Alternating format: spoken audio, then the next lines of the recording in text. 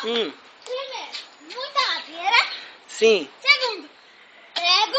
Sim. Terceiro, serrote.